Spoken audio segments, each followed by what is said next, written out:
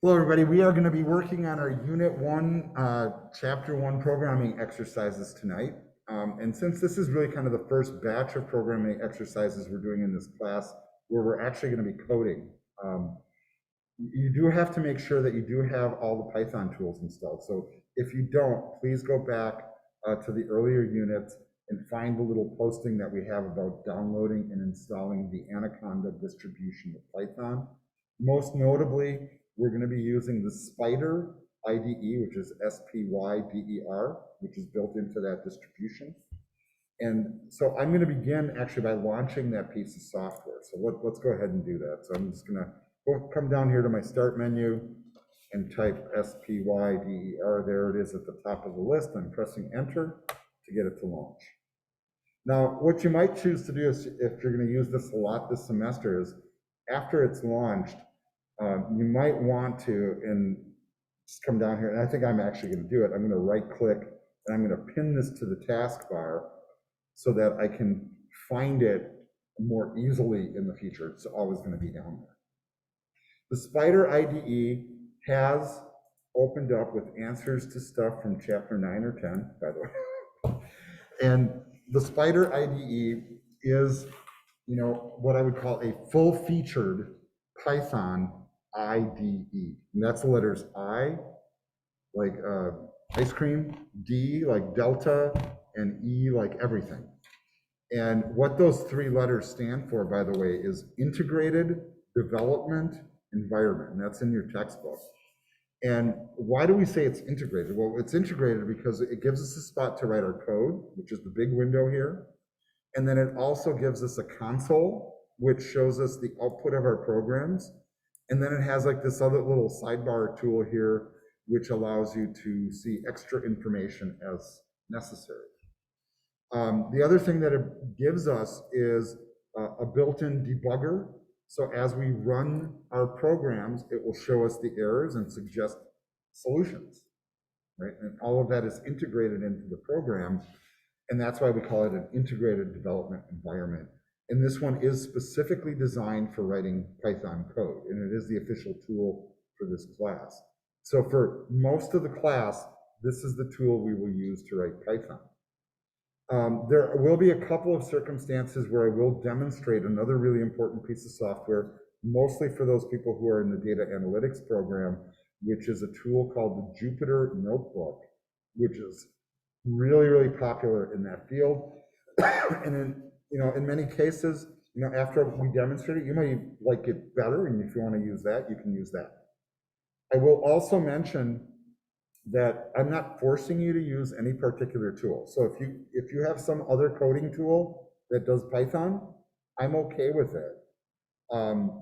But Spyder is considered the official tool. If you're looking for alternate tools, ones that work really well with Python, probably most notably is a tool called PyCharm from JetBrains. Visual Studio and Visual Studio Code both handle Python with plugins. And you know what, folks, there's a smattering of others. Feel free to explore. So now that we have this up and running, I'm going to jump back to the core shell real quick. And then I'm going to show you kind of like the anatomy of how I do these exercises. So the first thing that you should notice is anytime you see an exercise listing like this, and the title of the assignment is a link, and it's kind of colored blue, and I got this little icon here that says assignment, that's something you need to accomplish to earn points. It's a required assignment. Contrast that with the extra credit here, which is marked extra credit in a couple places. And this is not required that you do, but if you choose to do it, you can earn some extra points, right? And those extra credit points are bountiful within this course and on purpose, right? So let's say you miss an exercise the first couple of weeks and you're a few points behind. You can catch up some of those points with the extra credit, because the nice thing about extra credits is it never have a late penalty. So we could be in week 14 and you could go back to this chapter 1 extra credit and still do it and get all the points for it. So I'm just kind of putting it out there. Just keep that in the back of your head. The other thing that I'm going to do here is I'm going to show you kind of like how I structure these assignment listings so that it's clear when you're trying to accomplish it what I'm asking for. And the first thing that you'll notice is I usually, when I do these assignment listings, will put the basic goal of what you're doing in bold green letters at the top. So I'm going to say, okay, so what is this all about? Complete chapter 1 programming exercises, these right here, right? That's, that's what you're doing, in a nutshell. In more detail, I will do this. I will usually create bullet points or a listing of what you need to accomplish. And I say, make sure to complete these tasks. Create a folder for the chapter 1 exercises. Save each program as a separate file using a meaningful file name for easy identification. Follow the directions for each exercise carefully and create each program as described. Test the program to make sure it works as intended. Correct any errors. As you complete each program, use the snipping tool and take a screenshot of the code you created and the program running in the console window. Insert the screenshots into a Word document along with some narrative, add comments about your successes and challenges, and upload the document to Blackboard. Separate bullet, zip the folder containing your work and upload to Blackboard. So it's going to be 2 uploads here, as part of the submission. One is going to be a Word document with screenshots. The other one is going to be a zipped folder with your code. So my primary grading mechanism really, for the most part, tends to be the screenshots, because usually, I know what the programs are, and if you're following along, it's probably going to look like mine. I usually can quickly glance at it and see that it's good or not. How do I know it's not good? Well, if it's not good, there's going to be all sorts of red underlines in that program. And so I will know to look at the code and try to figure out why. Why do I ask for the code as well? For 2 reasons. One is, if you didn't do the screenshots, I can look at your code, right? And the flip side is, if I have any questions about if it actually works, I can open it up and run it. And if it runs, great, fantastic. The other reason for submitting a zip file is I have a backup copy of your work. So let's say you did exactly what I told you not to do, and you put all your work on a flash drive, and you left it somewhere, or you put it through the washing machine with your with your jeans or something, and it doesn't work anymore, and there goes your homework. Well, you know what? Relax. I have a copy in Blackboard. And here's the thing. We can go back a few years and retrieve stuff if you really need it as well.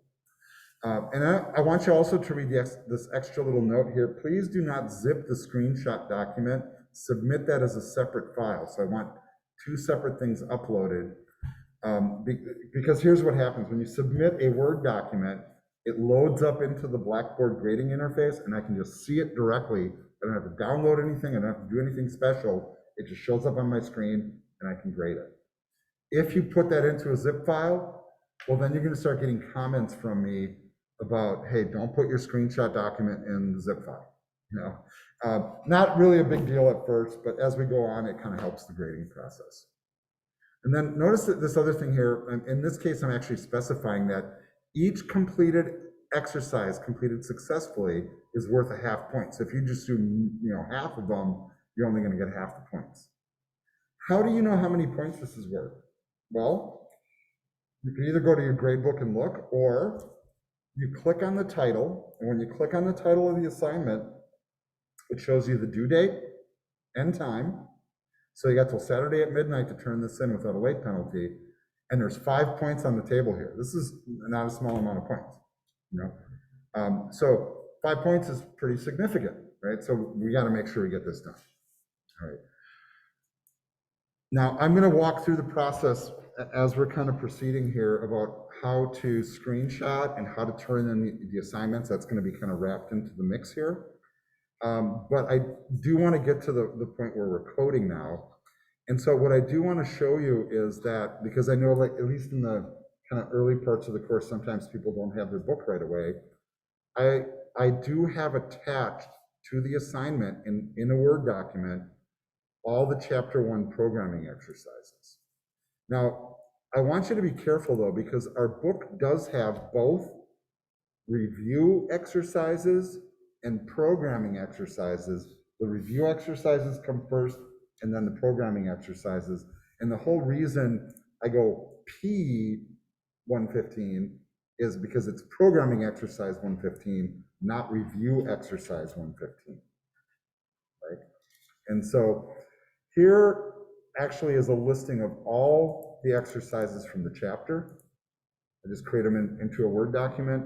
So at the very least, you can use this as a point of reference.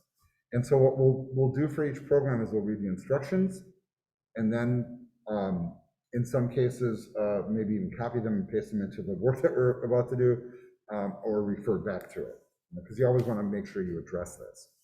So let's take a look at the list of what we have to do. So we have to do exercise 1.1, the very first exercise. And that one says, write a program that prints a greeting of your choice, perhaps in a language other than English. So if you maybe speak Spanish or German or something like that, and you want to type, whatever, or you're from Hawaii and you want to say aloha, that's what we'd like you to do. And so I'm going to jump over to Spider, but I do want you to notice, remember the assignment instructions here? What was the first bullet? Create a folder for the chapter 1 exercises. So where do we start? File management is the first step. And so, yes, I could go to the program, create a new file, save as, and make a folder from there, but I don't prefer to work that way. I like to be preemptive with my file management.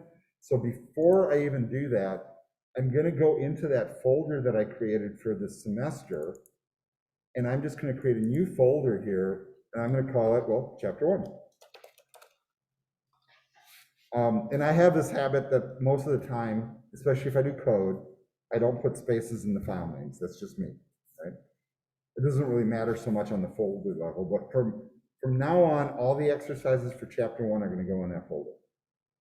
I know exactly where to find them. Right. I'm going to jump back over to Spider now, and then I'm going to do a couple things here. First of all, I'm going to zoom in so you guys can read my code a little bit better. You guys are probably going, thank you. I'm hoping, right? Because now I can actually read it. And if you still find it too small, please just let me know. Okay, folks? All right, so the first thing you're going to notice here is as we come into Spider for the very first time, if you do not have any open files in here, you start with an untitled Python file. And there's a little asterisk by it, which indicates that it has not yet been saved. And so here's another thing about file management and computer usage. So Java people, this is a repeat from the other night. And Brock, since you were there, what's the very first thing I do when I create a new file? Save it. Yeah, save as, right? So, and kind of like the whole point of this is like, if I'm using like Microsoft Word, and this is the example I used in class, and I'm in Microsoft Word and I'm typing a letter to somebody, and I might be typing for hours and hours and hours and hours, and then I'm all done, and then I go save as, and save it. Right? But Microsoft Word has this thing built into it called autosave. So every few seconds you're typing, it's saving everything you're doing along the way. So you're never going to lose a thing. Coding engines, folks, do not do that. So if I was sitting here coding for 4 hours, and let's say I'm on a desktop that doesn't have a battery, and the power cord kicks out of the wall, I just lost 4 hours of work, right? So whenever you create a new file, and I want you to kind of get into this mindset, whenever you create a new file in any program, first thing you do, before you even create anything, save as. And then I'll put this challenge out there, and somebody usually picks it up. If I ever forget to do that when creating a program, I might forget to do it tonight, maybe even on purpose. I want you guys to go, hey, you forgot to save as. Get yourself, and it's really kind of a reminder to remind you to do it as well. I'm going to save this in the location that I've predetermined for myself, which is in my Google Drive, in my Python folder, and then my Spring 2022 Chapter 1 folder. Okay, so you see, like, having it all pre-created makes this part easy. I'm going right to where I want to go. This is exercise 1.1, and what I usually do is I entitle them like this. So I'll click into the name field, and I'll type EX for exercise, and then 1_1, because a dot means it's a file extension. And then if you want, you can also add .py, although that is added automatically, by the way. So that part of it's optional. So most of the time, I'll just type X1-1 for the first exercise. I'm going to go ahead and click save, and then you will see the title is now in the tab up here is now the exercise I'm working on. Brock, you still have a question? So I kind of went ahead a little bit and was kind of playing around with it. And so my console is kind of full of stuff. How do I clear that? At the prompt, type clear and press enter. Pretty magic, right? I usually don't like reveal that skill until much later on, but you know, it's not like it's a mystery or anything like that. All right, so now we're inside a spider, and then I want you to notice here at the top, remember we were talking about comments in the Kahoot, right? And so here you see a pound sign, and then following it is basically a declaration of what we call the character encoding, which is really not required for a Python program. It's there as kind of a courtesy from Spider. But this is a comment, and you can notice how that's all grayed out. Right? The other thing you'll notice is that there's a secondary comment here, and that's not done with pound signs. It's using this other Python convention where you use the triple double quotes to open and close, and then everything that's in between is also considered a comment. And so if you wish, and I'm not going to necessarily oblige you to do this, you can leave the date in there if you want. You could even do something like exercise 1.1, you know, whatever it's called, you know, you want to put in more information, great.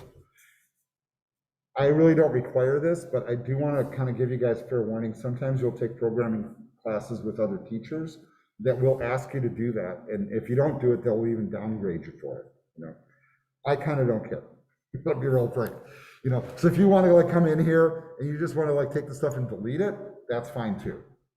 Now, what I'm going to use my comment area for up here is a different purpose. And this is kind of a strategy that I use when I have problems and I don't want to forget what I'm doing, is I'll come here, and so I have a description of what I'm supposed to do.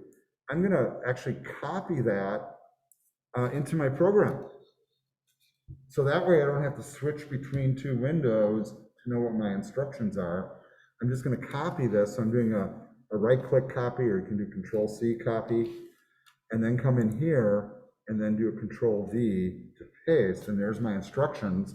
Now I don't have to jump back and forth. How do you like that for a strategy? You know, and this is something that, you know, people often do or use comments for in programs, is this type of thing. So I have a certain thing I'm supposed to do. Man, I don't remember that. I better just paste it in here so I have it, they can look at it. You know? This is a really simple example, so you know, it's not something we really necessarily have to worry about. Now, what's interesting about working in Python is once you you know, get into the code part of it, we're going to learn a really basic command here, right?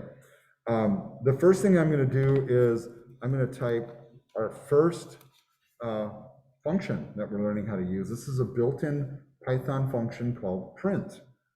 And the general form of the print command is what you see on the screen. So you write the word print. Notice that it's all lowercase.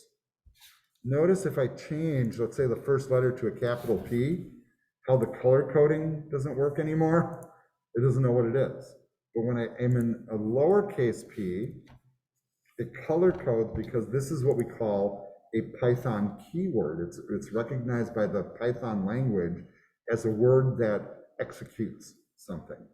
And when I combine it with the parentheses afterwards, that's how I know it's a function. We'll talk about functions later. But that means that inside those parentheses, I add stuff to give that command more power or tell it what to do. In this case, inside the parentheses, because I want to put stuff up on the screen, I'm going to add a set of double quotes. Now, I only typed one double quote. Python typed the second one for me. Isn't that interesting? And that's what an IDE does, folks. So a good IDE will often auto-complete stuff. So if you open a parentheses, it closes it for you. And the reason it does it is not because you're dumb and don't know how to do it yourself. It's so that you keep from making mistakes, right? So we use these powerful tools because powerful tools make us code faster, more efficiently, and more accurately, which is what's required in the professional world, you know? They don't want to sit there, you know, somebody's paying you like a whole bunch of money. They don't want to sit there while you type the second double quote. Like you're gonna say, well, how long does that take? Not long. True, but I can't tell you how many times, and anybody that's coded before, you know, how many times have you guys written a statement and it forgot a semicolon or forgot, you know, a thing to close out your statement and it doesn't work. So if the tool's helping you close it and get it right, you go with it. The other thing, did you guys notice when I misspelled print, what happened? Look at the sidebar. There's a big red X, right? So that's a syntax error. And so if I hover over this X, watch what happens. It says undefined code analysis, undefined name rint, right? And then some gobbledygook that I don't know what it is, right? And then over here, there's also a red mark that shows that there's an error. So you get like indicators on both sides. I put in a capital P, doesn't recognize that either, right? Lowercase p is the correct way to do it. Now to finish off this thing, just to finish this exercise, we're supposed to put in a greeting. So if you know one in a foreign language, hey, go ahead, do it. I'm gonna do the colloquial urban, hey, what's up? Or how you doing? Or whatever, you know, whatever you want to say, it really doesn't matter. The whole point is you get it up on the screen. And so the key here is really that whatever is in between those double quotes will print verbatim to the screen when you run the program. So let's try it. This is the entirety of the program, folks, by the way. Up here in the toolbar, you're going to notice that there's a green button that looks like a play button on a cassette deck or a, you know, whatever, streaming player. You know, so I use like old school example, cassette deck, you know. You guys will think, hey, that's how I get my videos to play on Disney Plus, right? I hit that little triangle. I want you to also notice as you hover over that button, a little pop-up comes up and it says run file. So when we hit that button, the Python engine will look at my code, look for errors, and as long as there's no errors, it will execute my code. The output of the code will happen in the console window over here. And so at this prompt, you know, like where you see this number 1 here, it should say, hey, what's up? How you doing? Right? And so let's try it. I'm going to hit the button.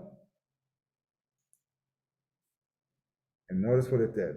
First, it tells you what file it's running, what directory it's from.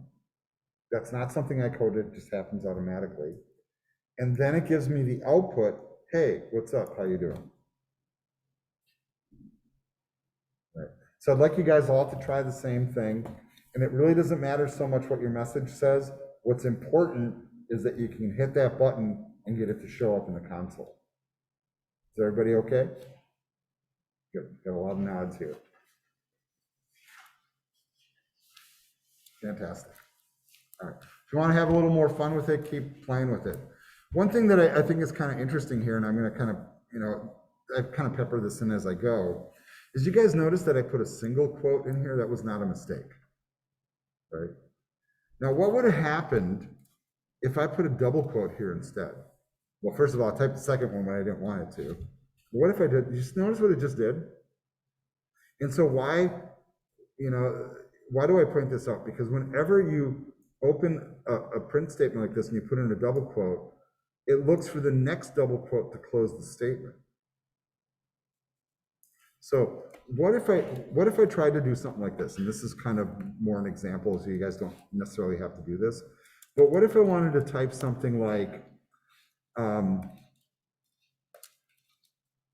the actor said, quote, you know, whatever, like that. And I want to get a quote inside of my statement.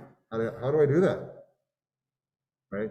Notice how this turned white, so it's not going to print. So if I try to run it, well, first of all, it says, you know, invalid syntax. And so when I try to hit run, it doesn't run. And it tries to tell you why.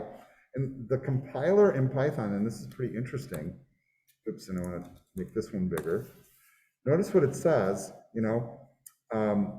this is what it tried to run, so we can kind of ignore that. And then it says file, blah, blah, blah, blah, blah, blah, blah, blah, blah, line 10, and it shows the statement, and then it puts this little arrow here. See a little pointer? And it points to where it thinks the problem is. And it's right, actually, in this case, because the double quote ended here, and I thought I'd put some more stuff in. And really the way to fix this, by the way, is to change the outside quotes to single quotes. So print statements can be either inside of double quotes or single quotes, as long as the opening and closing characters are the same. So when I hit that run button, now it's printing out the double quotes. You see the magic there? And then you could reverse it if you want. So I could do it the other way. I could make the first and last one double quotes and the inside ones single quotes. And really kind of the grand takeaway here is that both quotes are allowed for print statements to accommodate for the fact if you want to put the other quotes inside of it. Isn't that interesting?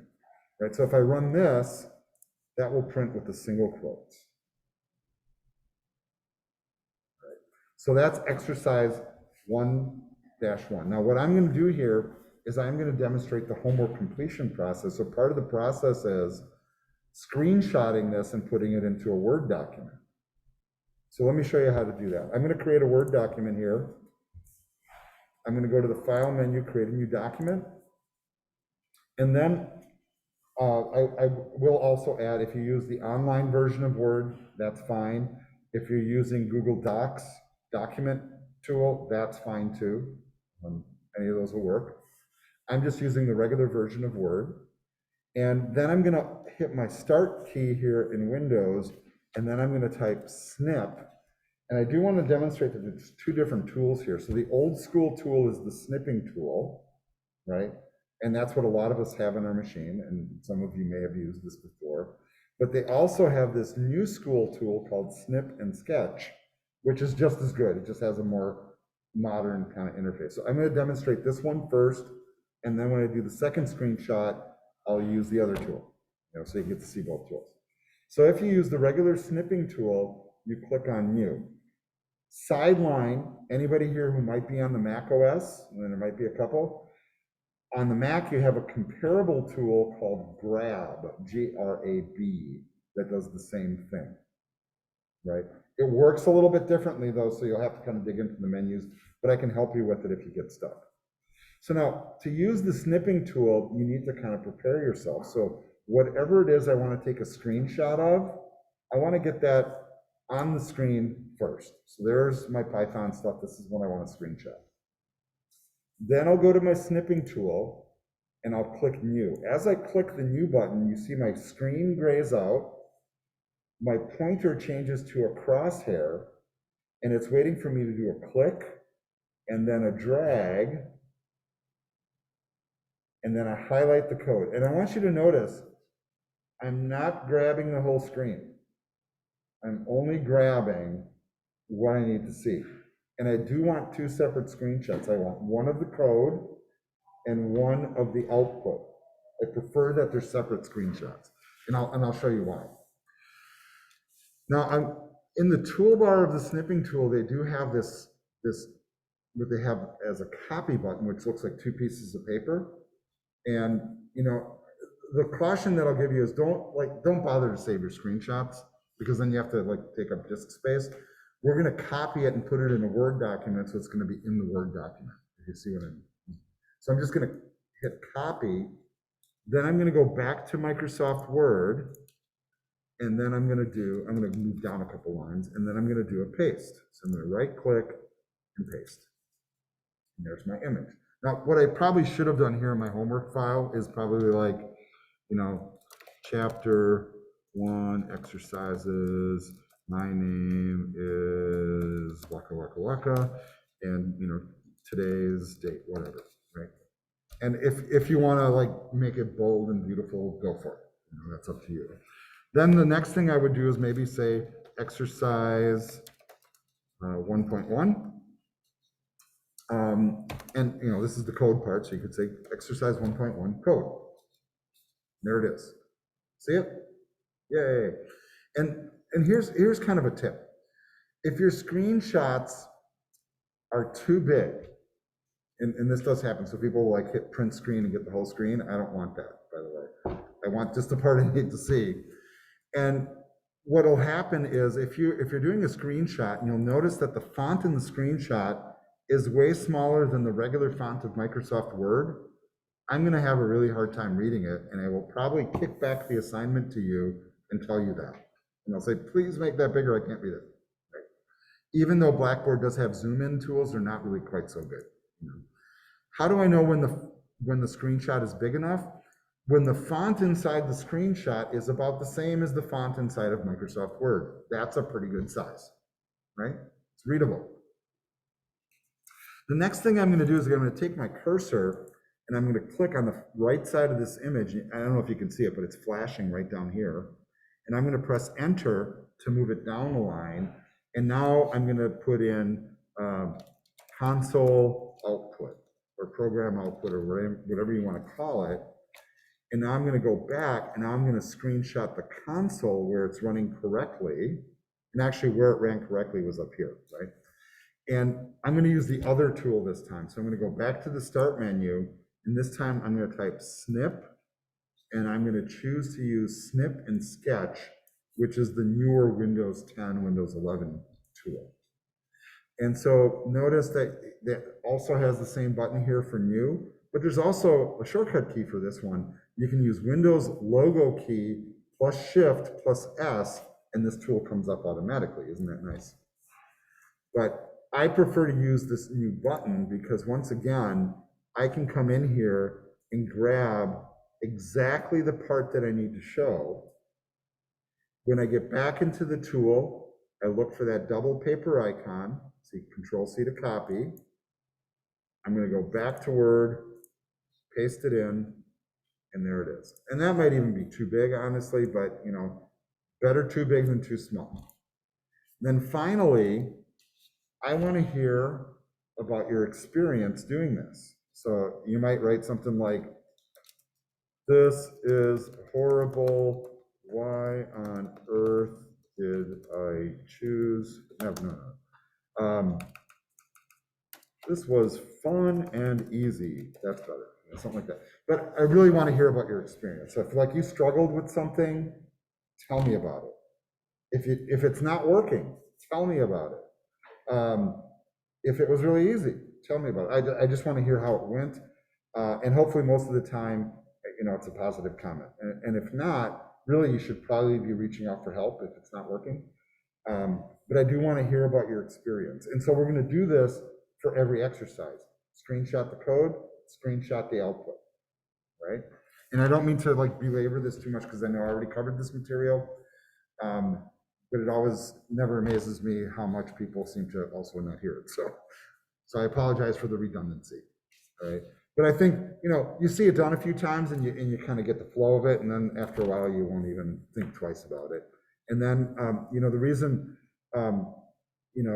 this is really effective is because it does make grading faster. And it also kind of chronicles your work in helpful ways. And it does prepare you for most of the other programming classes that we do, where we similarly do the same screenshotting techniques to demonstrate that you actually completed something. All right, so I'm going to get some of these. Actually, I'm just going to move these out of the way. Not necessarily even going to close them. We're going to move on to the second exercise. Any questions so far, you guys? All right, so we got a bunch of exercises left to do, right? So let's see if we can crank through these rather than sit there and just kind of idly talk about stuff. Next exercise is exercise 1.2. Exercise 1.2 reads, write a program that prints the sum of the first 10 positive integers, and they give an example. So 1 plus 2 plus all the numbers up to 10. And I'm going to give you guys a little tip. Whenever you see ... in a textbook,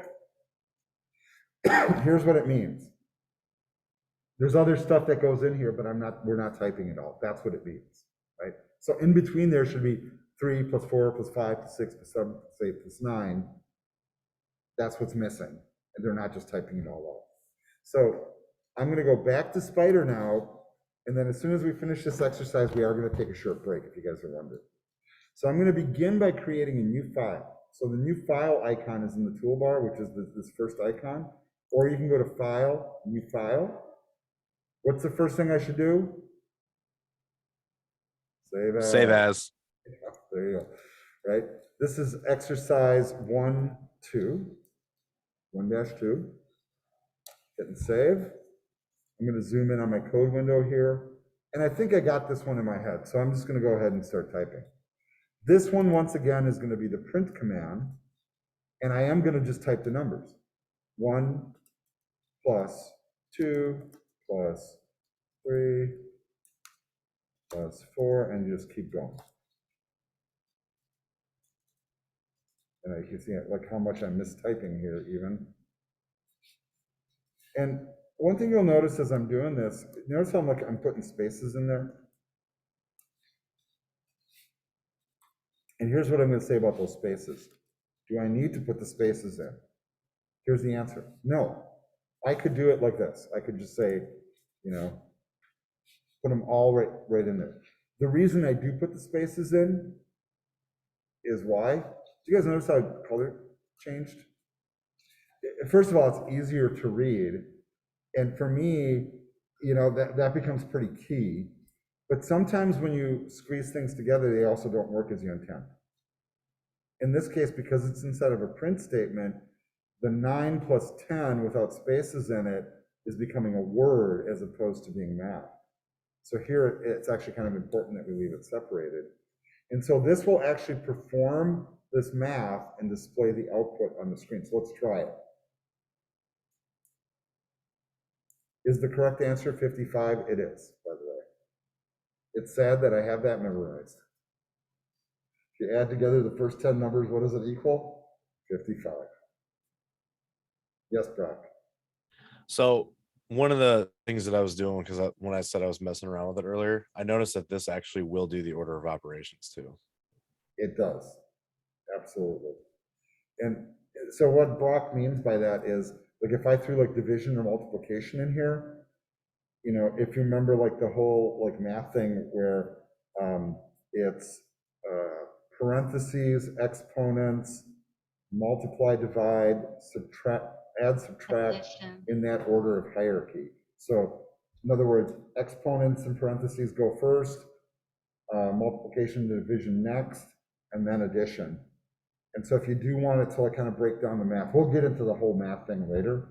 Right now, we're just trying to get this to work. You guys do okay with this? Thumbs up? All right. Folks, 5-minute break. It's 9:13. We're going to come back at 9:18 and get rolling on this. I'm pausing the recording right now. I'll see you in 5.